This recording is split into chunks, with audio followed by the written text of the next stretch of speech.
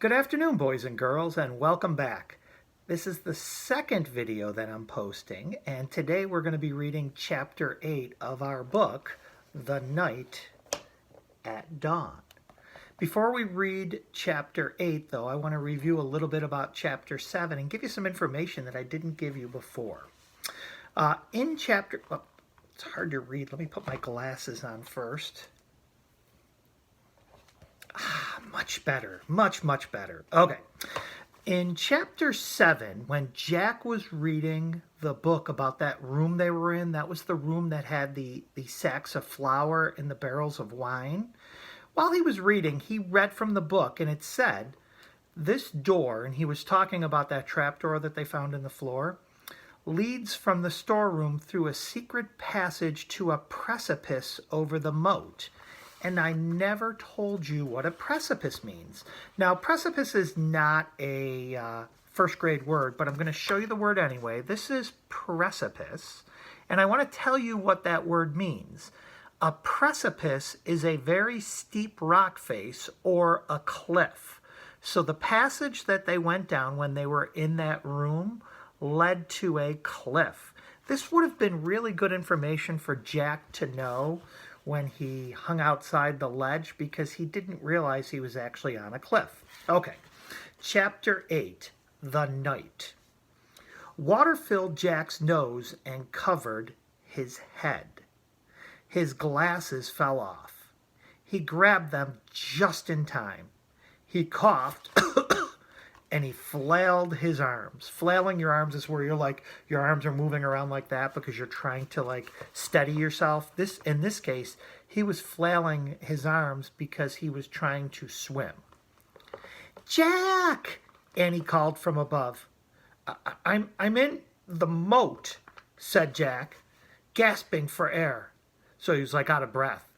He tried to tread water and put his glasses back on. With his backpack, his shoes, and his heavy clothes, he could hardly stay afloat, meaning he could hardly stay floating. Splash!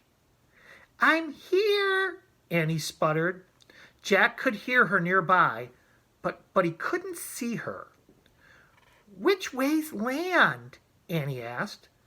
I don't know, just swim. Jack doggy paddled, that's a way that you swim almost like a dog swims, through the cold, black water.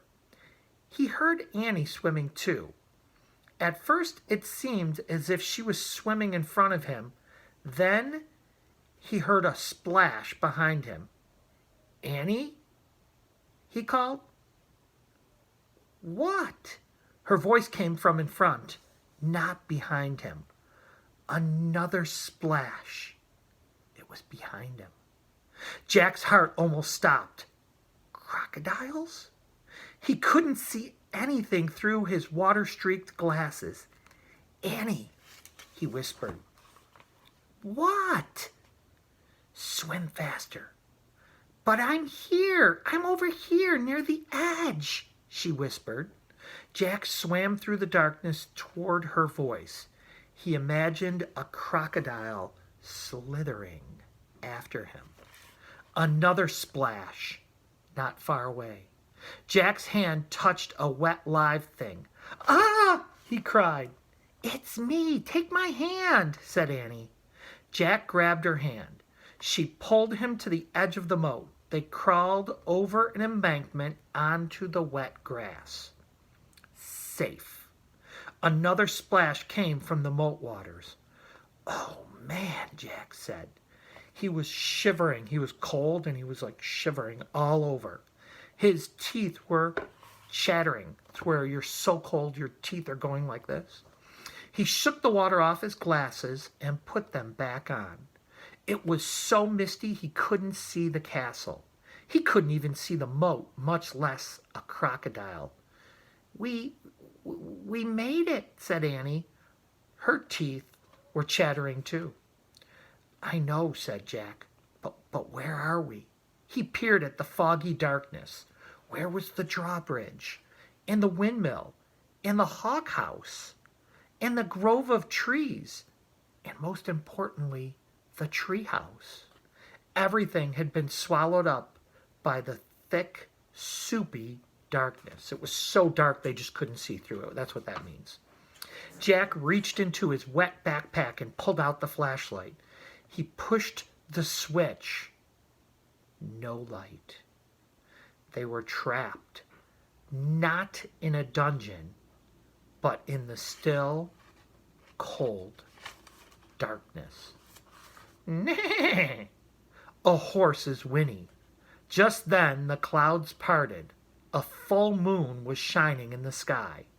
A pool of light spread through the mist, meaning the water was kind of, the light from the moon was kind of coming through the mist. Then Jack and Annie saw him just a few feet away. The knight. He sat on the black horse. His armor shone in the moonlight. A visor hid his face, but he seemed to be staring straight at Jack and Annie. And here's the picture on that page to go with it.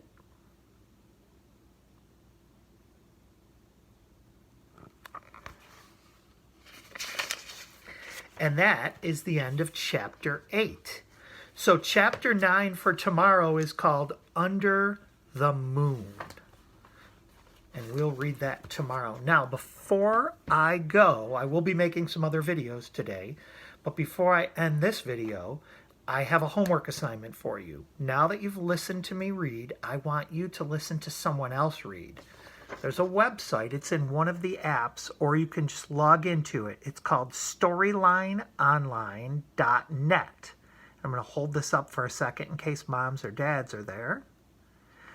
When you get into storylineonline.net, I want you to look for a story that's called Enemy Pie. And I want you to watch the story Enemy Pie. Listen to the story being read by somebody.